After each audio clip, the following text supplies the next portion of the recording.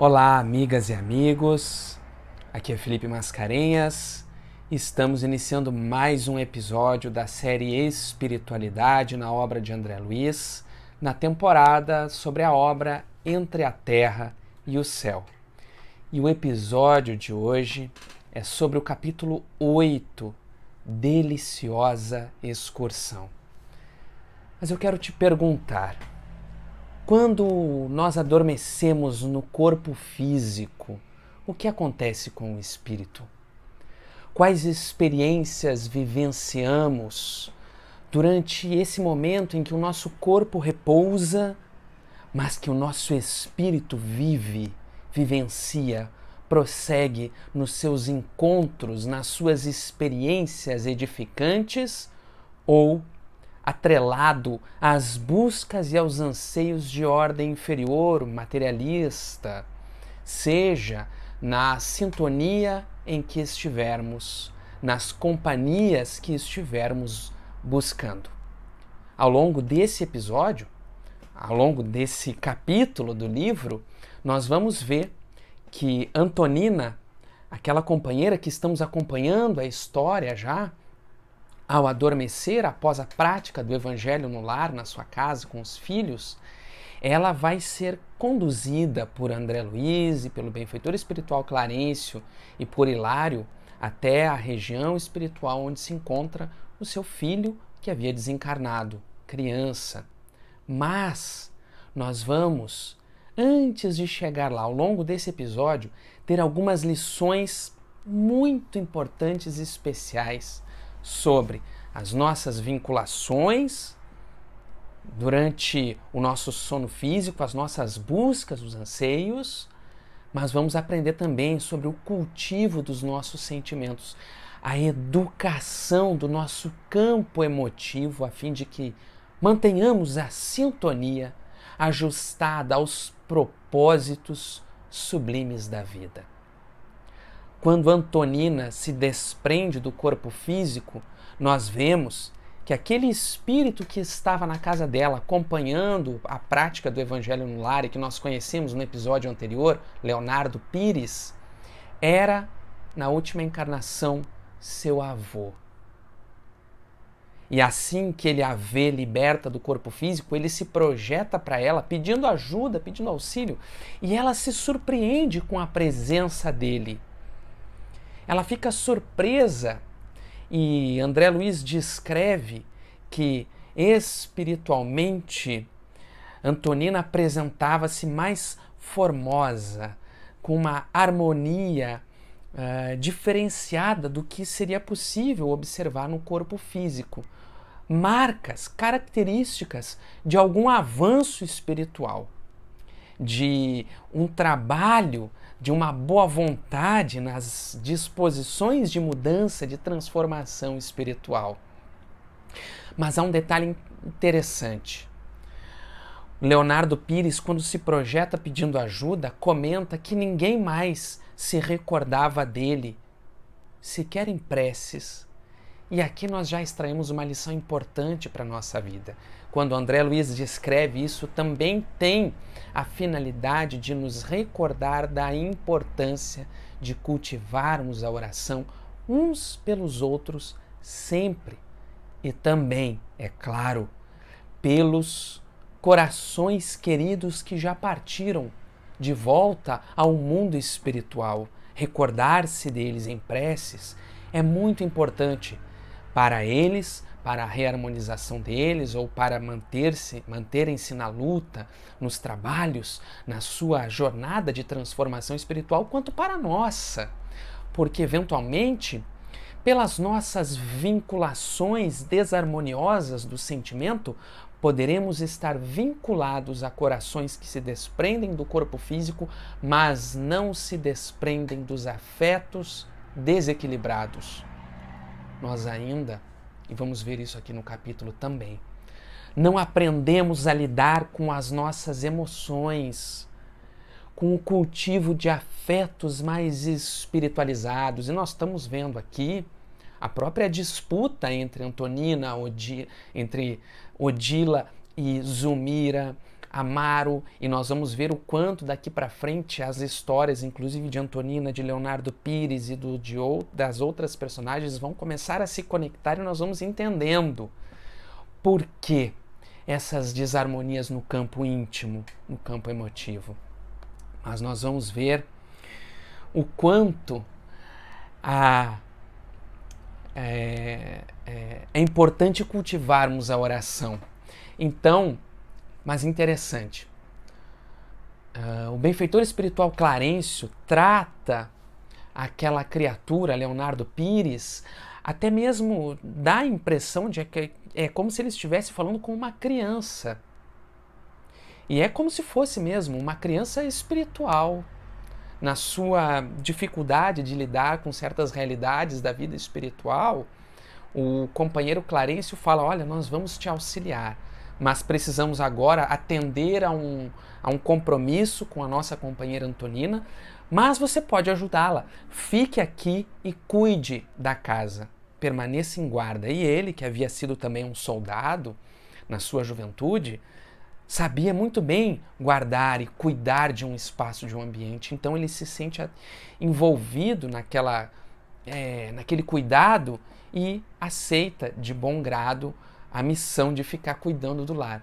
Enquanto isso, nós acompanhamos Clarencio, André Luiz, Hilário, a companheira Antonina, junto com outras, se deslocando então até essa região espiritual onde estava o pequeno Júlio e outras crianças. Mas antes de chegar lá, nós começamos a ver aqui as características que nós temos da volição, do espírito que se desprende e pode alçar voos a outras esferas, e da beleza dos planos espirituais. André começa a descrever as harmonias de perceber a natureza em todos os planos da existência. E inebriados naqueles fluidos, naquelas vibrações, a companheira Antonina, maravilhada, ela pega e diz assim, e vejamos que reflexão importante. Ela diz: por que não transformar esta excursão em transferência definitiva? Pesa o corpo à maneira de insuportável cruz de carne. Olha que a expressão que ela usa, como se o corpo fosse uma cruz de carne. Quando conseguimos sentir a terra de longe, então ela, envolvida naquela leveza de afastar-se do corpo físico, de afastar-se dos fluidos mais pesados da crosta da terra, pensa: puxa, por que não transferirmos para cá desde já? Por que não ficar aqui já? Há um capítulo, há um item no Evangelho segundo o Espiritismo chamado A Melancolia. E lá nós vemos que por vezes envolve-nos um sentimento, uma vontade de voltar ao mundo espiritual, como que uma tristeza que nos envolve, querendo ver-nos livres, libertos das dificuldades que por vezes nos pesam no corpo físico. E aí, esse item nos fala que esse é o anseio de libertação do espírito, que se recorda da vida espiritual e anseia a libertação, mas é necessário recordarmos-nos que a experiência no corpo físico é trajetória de evolução. Aliás, para quem precisa lidar com a ansiedade sempre quer nos colocar num momento à frente daquele que nós estamos vivendo. E nós muitas vezes esquecemos de viver as necessidades, as oportunidades do agora, só pensando no amanhã. É importante, claro, recordar do amanhã, do mundo espiritual que nos aguarda, mas lembrar que a experiência no corpo físico é jornada, que faz parte desta vida. Conquanto os fluidos aqui sejam densos, a experiência no corpo físico é oportunidade indispensável de ascensão. Então, o benfeitor Clarencio nos diz assim, nos relembra assim: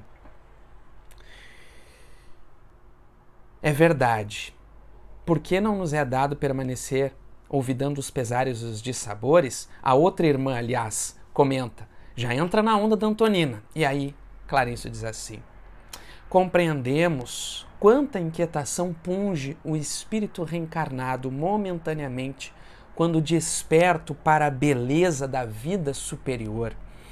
Entretanto, é indispensável saibamos louvar a oportunidade de servir sem jamais desmerecê-la. Achamo-nos ainda distantes da redenção total e todos nós, com alternativas mais ou menos longas, devemos abraçar a luta de carne, a luta na carne, de modo a solver com dignidade nossos velhos compromissos. Somos viajores dos milênios incessantes. Ontem fomos auxiliados, hoje nos cabe auxiliar. E aqui Clarencio busca despertar no âmago das companheiras a recordação dos compromissos necessários na experiência do corpo físico. Nós vamos ver logo adiante as vinculações às criaturas que estão reencarnadas e a necessidade de, na experiência no corpo físico, reharmonizarem-se, repararem os equívocos, estreitarem laços, desenvolverem o perdão, a tolerância, a compaixão. E a companheira fala: se morrêssemos hoje, se a carne não nos pesasse mais. E aí Clarencio diz assim: quem diz que se desencarnássemos, que se vocês desencarnassem hoje, estariam numa condição benéfica, estariam em harmonia com a própria consciência? Quem de nós obterá a suprema aventura, felicidade, sem a perfeita sublimação pessoal? Nós estamos sempre querendo alcançar um júbilo, uma felicidade, sem as construções perenes, sem construir bases sólidas que nos proporcionem a segurança espiritual para fruir. Aliás, quanto mais avançamos, mais compreendemos a importância da experiência na matéria. E ela vai se tornando não mais tanto um fardo pesado, mas oportunidade sublime de crescimento, de ascensão espiritual. Então o benfeitor fala assim: imaginemos que as algemas do cárcere físico se partissem agora. O atormentado lar humano cresceria de vulto na saudade que domina de assalto. O que ele está dizendo? O que ele vai dizer? Se vocês desencarnassem agora, talvez o lar de vocês fosse tomar tanto corpo no pensamento, na memória, nas recordações, as preocupações com quem fica fosse tão grande que vocês ficariam presas, aprisionadas naquela experiência. Como nós vamos ver, por exemplo, com André Luiz, no livro Nosso Lar. O quanto ele já estava em nosso lar, mas o tempo inteiro com saudades, preocupado com a sua casa, querendo voltar, querendo conhecer. E os benfeitores falando: calma, André, primeiro te refaz, te harmoniza, viva as experiências aqui para que tu possas depois auxiliar. Então, Clarencio visa aqui despertar na companheira essa lembrança de que sim, elas estavam vivendo uma experiência durante o sono físico de reencontro com almas afins, com espíritos que tinham uma vinculação com elas, mas que havia ainda compromissos na experiência material. E que era preciso aproveitar esse momento de desprendimento do corpo físico para, quando voltar ao corpo físico, para despertar e seguir vivendo as atividades, ter a consciência desse mundo de onde nós procedemos, que nos aguarda, para onde nós voltaremos, e que há corações e que os nossos afetos prosseguem vivos no mundo espiritual. E que precisamos desenvolver os laços de afeto, espiritualizar os nossos afetos, como nos recorda inclusive Jesus lá no livro Boa Nova. Os afetos da alma são laços misteriosos que nos conduzem a Deus. Saibamos, diz Jesus a Pedro, santificar a nossa afeição, espiritualizar, educar os nossos sentimentos. Por quê? benfeitor Clarencio vai dizer, pelo trabalho. E aqui, quando ele fala trabalho, se refere ao trabalho na visão espírita, como toda atividade com fim útil, como todo engrandecimento do espírito. Não se refere exclusivamente ao trabalho material, né? Mas a toda a atividade do espírito com fim útil. É pelo trabalho que nos despojamos pouco a pouco de nossas imperfeições. Trabalho, inclusive, de autoeducação, de aprimoramento interior.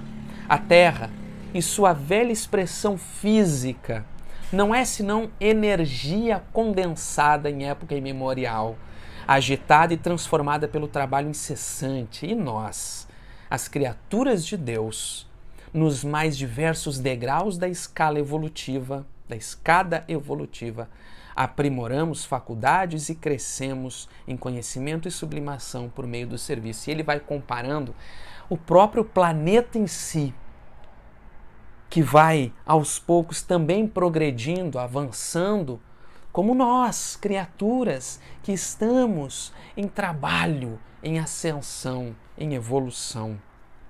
Somos filhos da eternidade, em movimentação para a glória da verdadeira vida, e só pelo trabalho, ajustado à lei divina, alcançaremos o real objetivo de nossa marcha. Aí, Clarencio vai dizer o seguinte, falando sobre a necessidade da educação dos nossos sentimentos. Ele diz: na condição espiritual em que ainda nos situamos, não sabemos orientar os nossos desejos para o melhor. Nosso amor ainda é insignificante migalha de luz sepultada nas trevas de nosso egoísmo. Ele vai falar, será que nós já sabemos escolher para o nosso próprio bem? E ele diz, nós ainda estamos há tanto tempo construindo essa fortaleza espiritual que nós somos como o nosso amor ainda é como pequenas migalhas de luz em meio a uma enorme construção a ser feita, a ser realizada. Nós ainda não sabemos lidar bem com o nosso livre-arbítrio. Muitas vezes as nossas escolhas acabam nos atrapalhando, nos prejudicando. Mas, aos poucos, passo a passo, vamos avançando. Assim, diz ele, como as fibras do cérebro são as últimas a se consolidarem no veículo físico em que encarnamos na Terra, a memória perfeita é o derradeiro altar que instalamos. Por que ele está dizendo isso? Que ele compara o desenvolvimento físico do nosso corpo, dizendo que as células do cérebro são as últimas que se instalam no desenvolvimento orgânico do corpo, na gestação. Ele vai comparar com a memória do espírito como sendo o último altar que nós vamos recordar de forma perene. Por quê? Porque as companheiras falaram, não seria melhor que nós nos recordássemos, quando encarnadas, das criaturas que amamos, que pudéssemos recordar dos laços que nos vinculam do passado? E ele diz, recordar os bons afetos será recordar também os desafetos. E ele fala, nós ainda não temos condição de lidar com essas lembranças. Essa capacidade será o derradeiro altar da nossa construção espiritual. Quando nós já estivermos forjados na luta do bem, quando nós já tivermos capacidade de lidar com as nossas lembranças, com os nossos sentimentos educados, aí sim, recordaremos de forma perene dos afetos e dos desafetos, com capacidade de lidar com todos. Por isso, o esquecimento é também uma bênção, para que nós consigamos lidar, para que nós consigamos nos reharmonizar com aqueles corações com os quais tropeçamos. Assim como nós já vimos aqui na história de Leonardo Pires, no seu tropeço doloroso, envenenando o companheiro lá na Guerra do Paraguai, nas vinculações que foram se estabelecendo e que agora vão se reaproximando. sem que eles desconfiem, pelos laços da reencarnação. Então, Clarencio, André Luiz, Hilário, Antonina e as outras companheiras chegam na região espiritual onde estava Júlio e outras crianças. E aí nós vamos ver um dos cenários possíveis para aqueles queridos espíritos que desencarnam, ainda muito jovens, ainda na experiência inicial do corpo físico, o que vivenciam no mundo espiritual, como se encontram muitos deles e como se prepara o seu prosseguimento na jornada evolutiva. Mas isso no próximo capítulo nós continuamos. Não se esqueça de se inscrever no canal aqui do CELD, das redes do CELD, do Centro Espírita Leão Denis de Porto Alegre, de curtir o vídeo e compartilhar, para que outros companheiros possam também se sentir estimulados a acompanhar conosco e a fazer a leitura e o estudo dessa obra. Um grande abraço e até a próxima.